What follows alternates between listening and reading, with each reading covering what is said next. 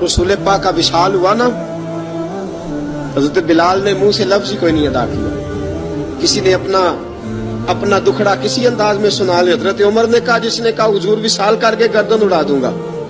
حضرت عثمان غنی نے کہا، خبردار کوئی مجھے آ کے نہ بتائے کہ مصطفیٰ وصال کر گئے.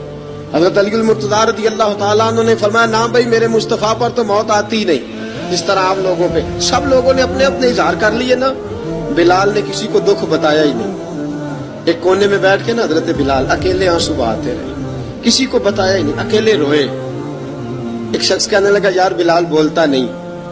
کہا نہ بلاؤ اسے.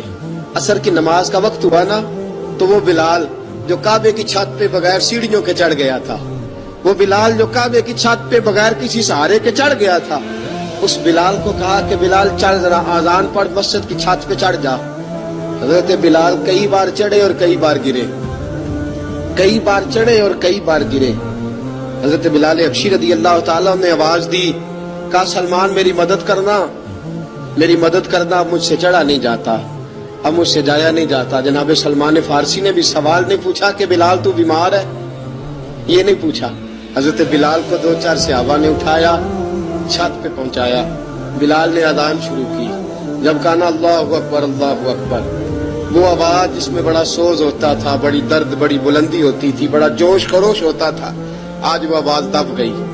جب بلال نے کہا نا اشہد ان لا الہ الا اللہ، حضرت بلال رضی اللہ تعالیٰ عنہ نے تھوڑی دیر روک کے سانس لیا. جب کہا نا اشہد ان محمد رسول اللہ، جو سارے چپ کھڑے تھے نا، ان میں سے ایک بابا رو پڑا، اس کا نام ابو بکر صدیق تھا. جب حضرت ابو بکر صدیق کی آنکھ میں آنسو آیا تو حضرت بلال چھت کے اوپر زمین پہ گرے، زمین پہ گرے اور کہا ابو بکر یہ ڈیوٹی کسی اور کی لگا دے، یہ ڈیوٹی کسی اور کی لگا دے، اب میری روح اجازت نہیں دیتی، مصطفیٰ کریم کے بعد مجھ سے اذان نہیں پڑی جائے گی. آپ نے واقعہ سن رکھا ہے کہ ایک بار صحابہ نے بلایا، دوبارہ آئے، حضور خواب میں ملے. کہا بلال تو آتا کیوں نہیں؟ بلال چھوڑ کے چلے گئے تھے. فرمایا اب میرا یہاں دل نہیں لگتا. ملک شام کے شہر حلب میں چلے گئے تھے، چھوڑ دیا تھا مدینہ منورہ. اب میری نگاہوں میں جچتا نہیں کوئی، جیسے میرے محبوب ہیں ایسا نہیں کوئی. حضور خواب میں ملے، آئے مدینے. حضرت بلال آخری بار، لوگوں نے کہا اذان پڑھو. کہا مجھے وہ اذان بھول ہی گئی ہے جو مجھے مصطفیٰ کریم کے زمانے میں پڑھا کرتا تھا، مجھ سے نہیں پڑھی جاتی. نہ مجھے کہو، میں کیسے پڑھوں؟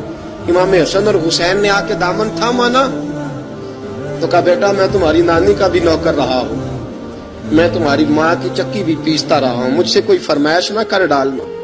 میں نے نوکری کی ہے اور مجھے اگر اللہ نے توفیق دی تو میں تمہارے بچوں کے پیر بھی دھویا کروں گا.